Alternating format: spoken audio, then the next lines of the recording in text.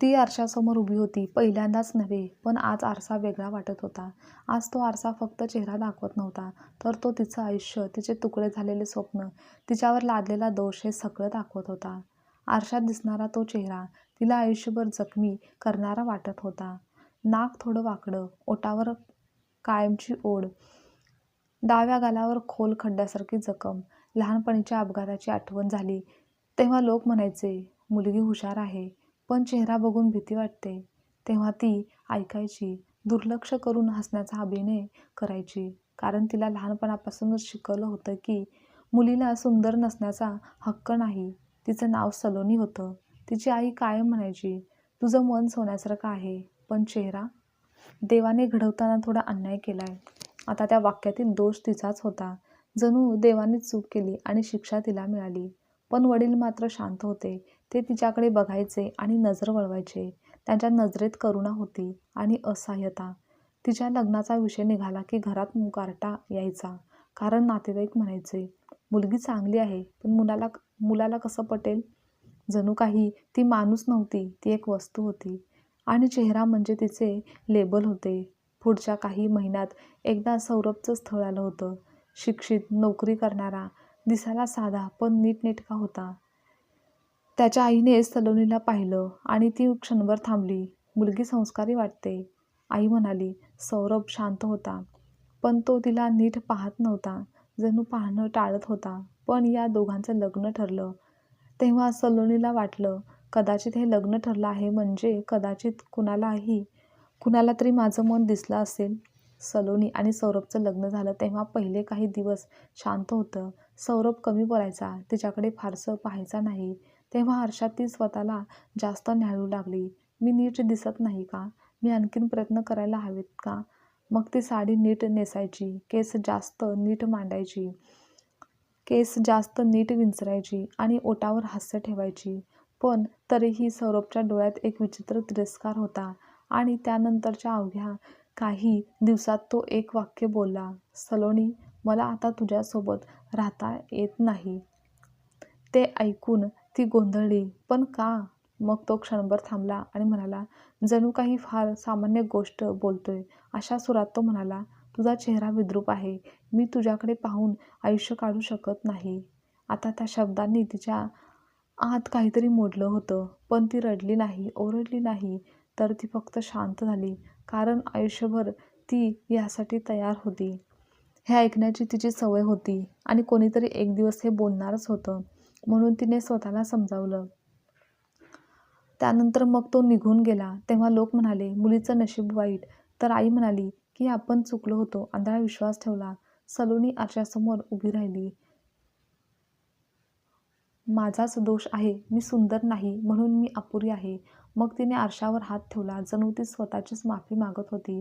तेव्हा ती आरशाशी स्वतःशी बोलू लागली की आज तुझ्यामुळेच मला सर्वांनी सोडलं आहे. तिच्या डोळ्यातून अश्रू उकळत होते, पण आज काहीतरी वेगळं घडलं होतं. आरशात तिला डोळे दिसले.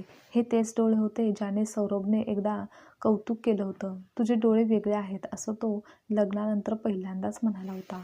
त्यानंतर एक दिवस तिच्या सासूबाई म्हणाल्या, सलोनी, मला तुला काही सांगायचं आहे. आणि त्या पिशवीतून एक जुना फोटो काढला की एक तरुण स्त्रीचे डोळे होते. ही माझी सून होती, सौरभची पहिली पत्नी. हे ऐकून सलोनीचे अंग शहारले. ती फार सुंदर होती, पण तिचे डोळे हेच डोळे होते. असं सांगताना सासूबाई रडल्या. सौरभ तिच्यावर खूप प्रेम करत होता. सलोनी स्तब्ध झाली.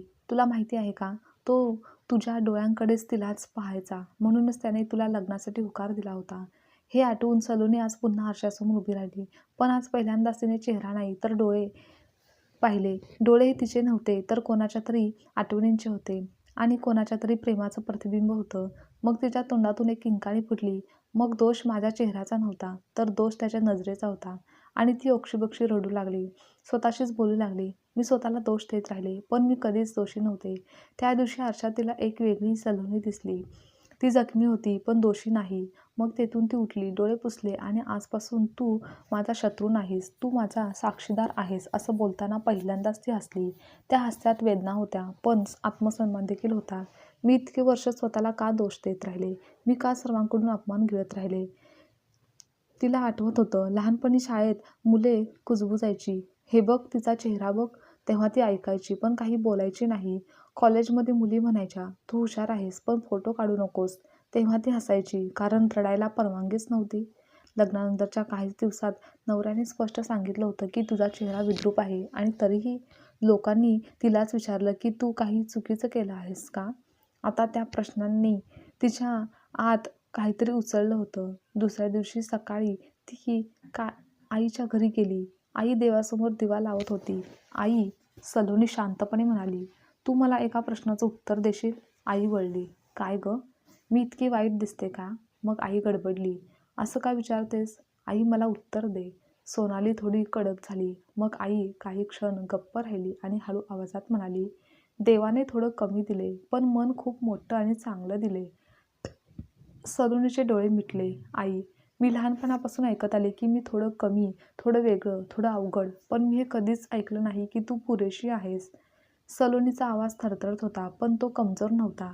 "आई, मी चुकले नाही, तर मी फक्त दिसले, तेही लोकांच्या सोयीसाठी." काही दिवसात गावभर चर्चा सुरू झाली, "हिला नवऱ्याने सोडलं आहे, कारण चेहरा कारणीभूत असणार आणि मुलगा बिचारा, त्याचं काय होत असेल?" अशी लोक चर्चा करायची. सलोनी बाहेर पडायची टाळायची. पण एक दिवस तिला भाजी आणायला जावंच लागलं. तेव्हा बाजारात नजर रोखून त्या काही स्त्रिया पाहत होत्या. अरे, कोणीतरी कुजबुजत होतं, कोणीतरी मान वळवून बघत होतं. तेव्हा एक स्त्री म्हणाली, "हां, हिच्याशी लग्न केलं होतं म्हणजे धाडस त्याने केलं होतं." ते शब्द तिच्या कानात घुसले. पहिल्यांदाच ती थांबली. ती त्या स्त्रीकडे वळली. डोळ्यात पाणी होतं, पण आवाज स्थिर होता. ती म्हणाली, "ताई, तुमच्या मुलीचा चेहरा उद्या बिघडला तर तुम्ही तिलाही सोडून द्याल का?" हे ऐकताच बाजारात शांतता पसरली आणि त्या स्त्रीकडे उत्तर नव्हतं. मग ती पुढे निघाली. तिचे पाय थरथरत होते, पण मन मात्र काहीतरी तिने मनात ठरवलं होतं. त्या रात्री ती पुन्हा आरशासमोर उभी राहिली, पण आज वेगळ्या नजरेने. "तू कुरूप नाहीस," ती स्वतःलाच म्हणाली, की "तू फक्त माझ्यासारखी आहेस." तिने हात पुढे करून आरशाला स्पर्श केला. "मी तुला लपवणार नाही, मी तुला बदलवणार नाही, मी तुला नाकारणार नाही." तिच्या डोळ्यात अश्रू होते, पण ते हार मानणारे नव्हते.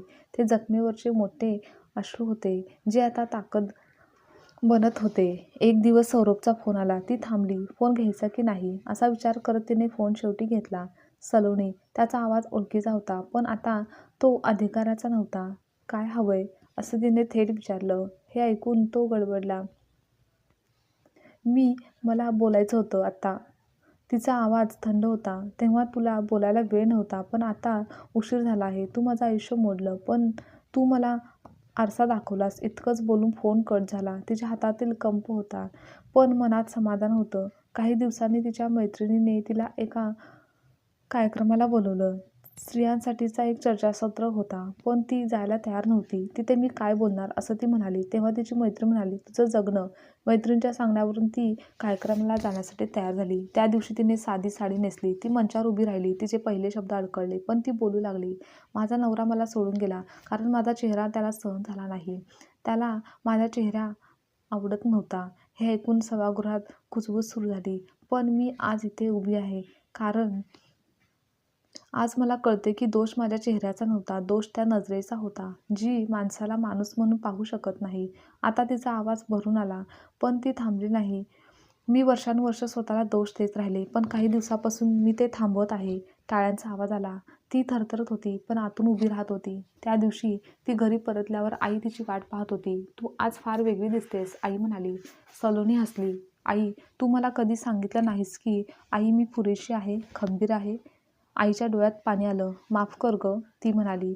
"मी समाजापासून घाबरले होते." सलोनी आईच्या गळ्यात पडली. "मी आता घाबरत नाही. मी सुंदर नाही कदाचित, पण मी कमी नाही आणि आजपासून मी स्वतःला दोष देणार नाही." तिने आरशात पाहिलं. तिथे अजूनही तोच चेहरा होता, पण नजर बदलली होती.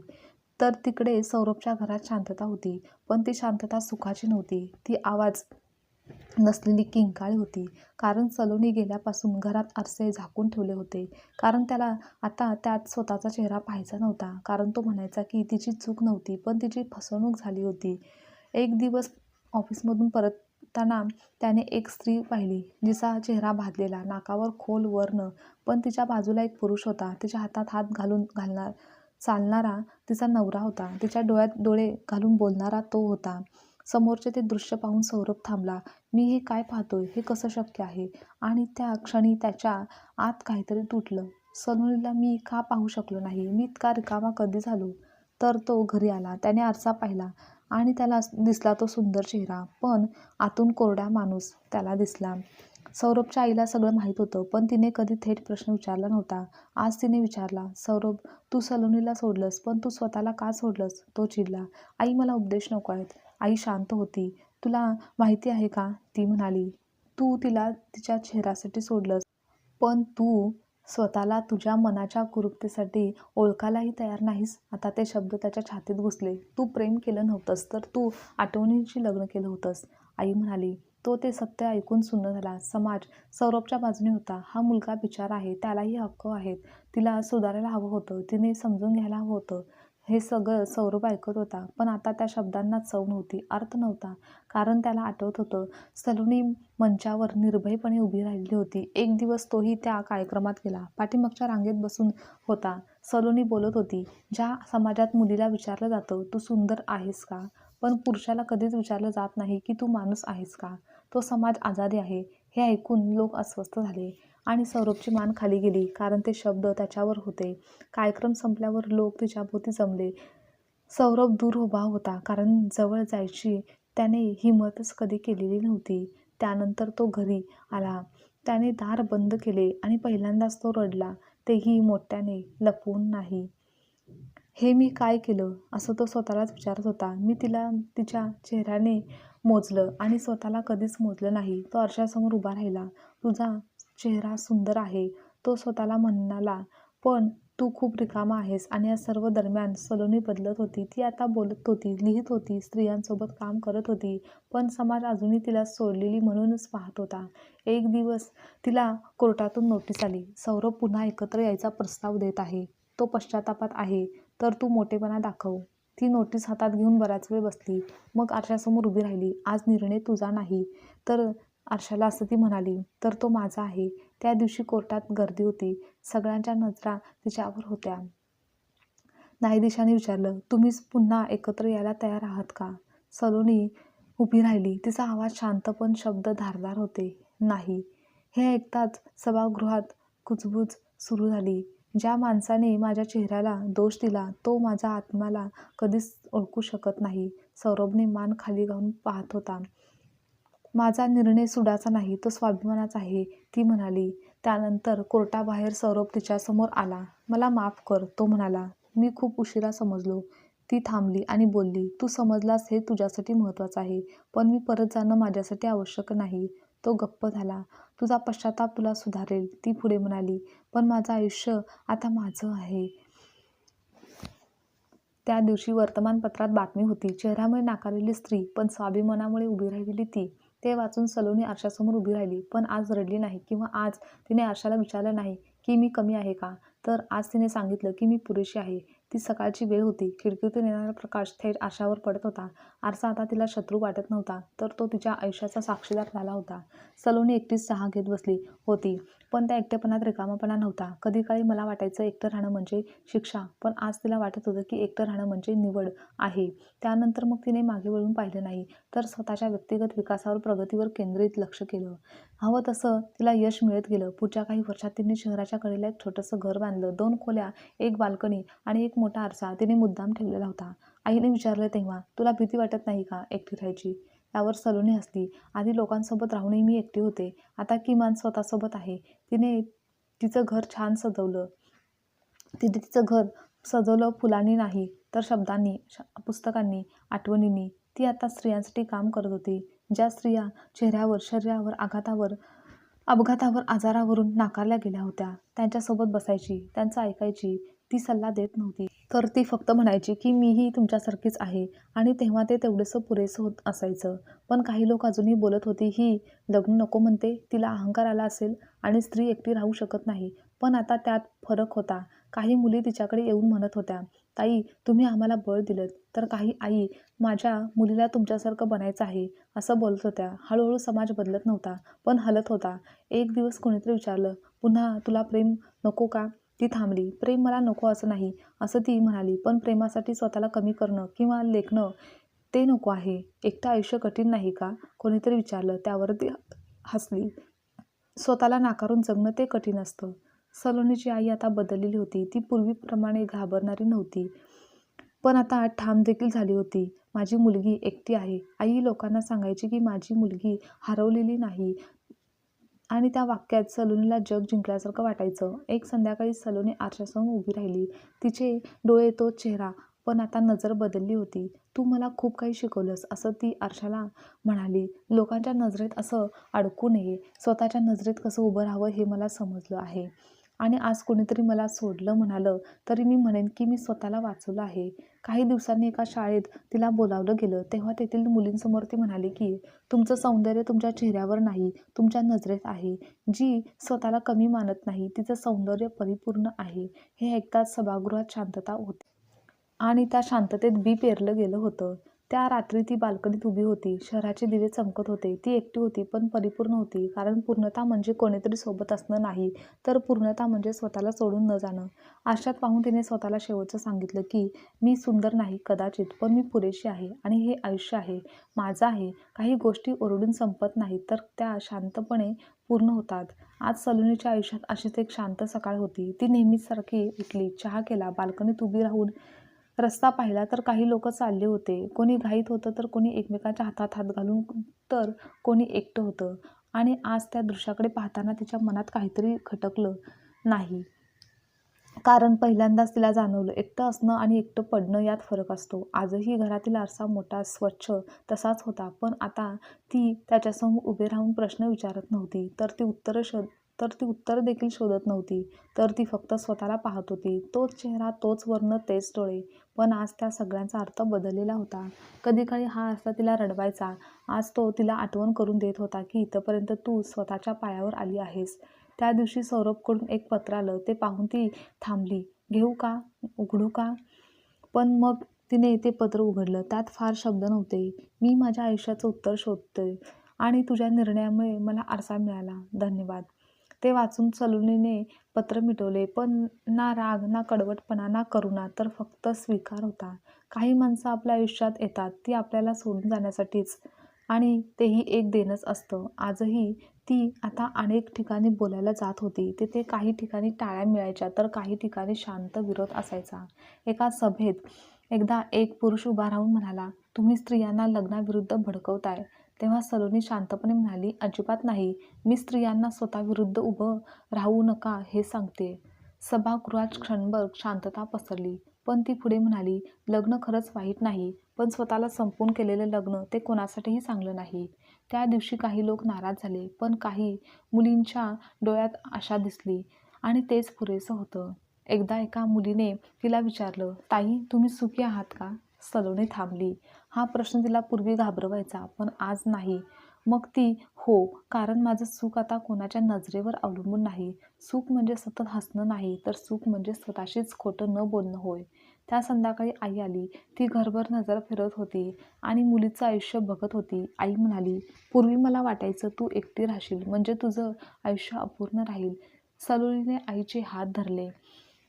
"आई," ती हळूच म्हणाली, "तू मला जन्म दिलास, पण मला स्वतःला जगायला शिकवायला उशीर झाला." आईच्या डोळ्यात पाणी आलं. पण आज ते अपराधी भावाचं नव्हतं, तर ते अभिमानाचं होतं. त्या रात्री सलोनी आरशासमोर उभी राहिली. पण आज पहिल्यांदाच ती जास्त वेळ थांबली नाही. कारण आता स्वतःला तिला सिद्ध करण्यासाठी आरशाची गरज उरलेली नव्हती. ती आरशाकडे पाहून म्हणाली, "तू मला माझा चेहरा दाखवला, पण आयुष्याने मला माझी किंमत दाखवली." आणि ती मागे वळली. आरशापलीकडे एक आयुष्य तिची वाट पाहत उभं होतं. ती स्वतःशीच बोलत होती, "माझं आयुष्य कोणालाही दाखवण्यासाठी नाही, तर ते जगण्यासाठी आहे." आणि त्या क्षणी तिला कळलं की हा शेवट कधीच आरशासमोर होत नाही, तर तो तेव्हा होतो जेव्हा माणूस आरशापलीकडे चालायला लागतो. त्याचप्रमाणे देखील ती चालायला लागली होती. आजची कथा तुम्हाला आवडल्यास लाईक, शेअर, कमेंट करा आणि चॅनलवर नवीन असाल तर चॅनलला सबस्क्राईब